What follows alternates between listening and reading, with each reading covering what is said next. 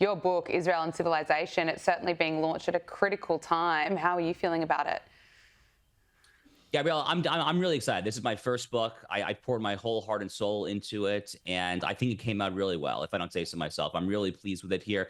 It's talking about in this book the state of Israel is in there, and U.S.-Israel relations. I make a very hard-headed, realist, MAGA, America First style case for the importance of U.S.-Israel relations, which Mm, basically boils down to the following. I basically say that America's number one geopolitical threat this century is China. If you want to free up resources to focus on China, you should hand off the baton to regional allies who share your interests in a given part of the world. That's Israel and the Middle East there. But really, kind of this broader point that I was just talking about kind of is a leitmotif that weaves its way all throughout this book.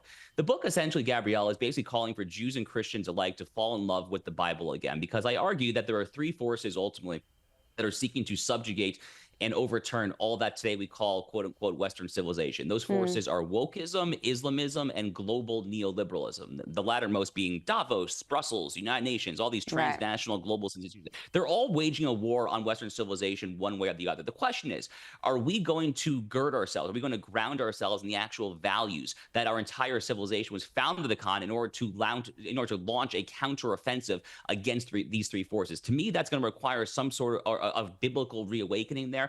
So I really kind of walk through the English common law, the American founding there. I really show how all of this was predicated upon the biblical principles and, frankly, the political philosophy of the Hebrew scriptures above all. So it's all in there. Again, the book is called Israel and Civilization, The Fate of the Jewish Nation, The Destiny of the West, available this Tuesday. Congratulations, Josh. I'm very much looking forward to reading it as such an important topic, as coming at such an important time. I have two more US issues I have to get to before I let you go. I want to talk about President Trump's approval rating. It's actually dropped. I suppose this was inevitable. He was on such a high for months, and now we are starting to see this shift. So Trump's overall job approval rating currently stands at 45%, so it hasn't dropped significantly. But we have also seen, I suppose, this week, US stocks plunge. Wall Street had its worst day of the year on Monday, with the S&P 500 index falling 2.7%, and Bitcoin has also stumbled.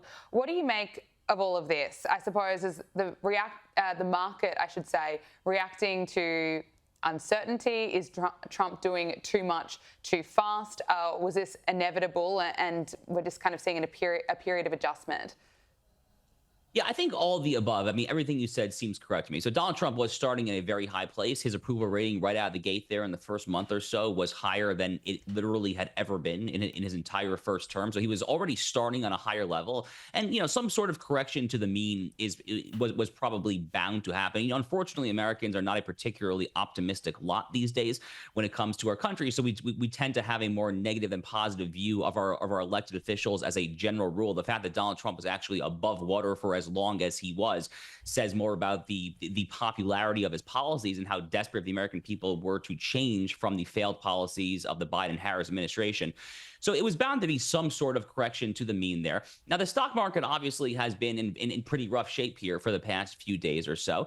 Maybe that's reaction to some of the tariffs and the trade war. Maybe it's due to other factors there. Is Donald Trump overplaying his hand when it comes to tariffs?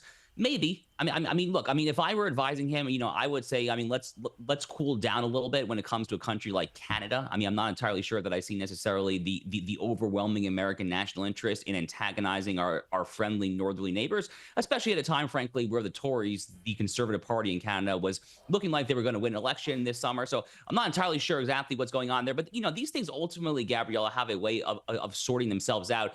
I will say that in general, I am more sympathetic to tariffs than most of the mainstream commentators here in the United States. Look, are they economically efficient as a general rule? No.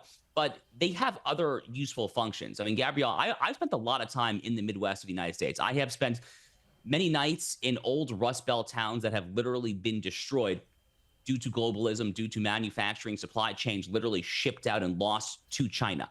It is important that a country like America not merely seek to minimize prices when it comes to global free trade neoliberalism. It actually is important that we actually make some Mm, concrete goods there, that we actually be self-reliant when it comes to everything from pharmaceuticals to semiconductors and the chips that go into our computer and iPhone. So the idea of tariffs, I'm actually deeply sympathetic to. I wholeheartedly support them when it comes to countries like China. I would probably encourage him to use more of a scalpel rather than a cudgel when it comes to a country like Canada. But reasonable minds may vary on this. But overall, I'm pretty bullish still about the direction of the economy. And this is a short-term dip that I think will have a tendency to self-correct. And on the economy, Trump's first inflation report card is in, and it is better than expected, reversing 4 months of rising inflation. Let's take a look at the CNN analysis. We have some good news on the economy and really the number one issue for many Americans, the cost of living. So we just learned that consumer prices in February increased by 2.8% year over year, 0.2% month over month.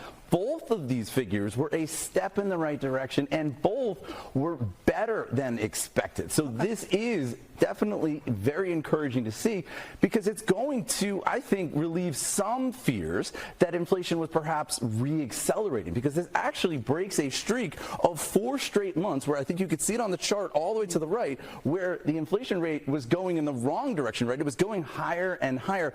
Finally, we're seeing it dip.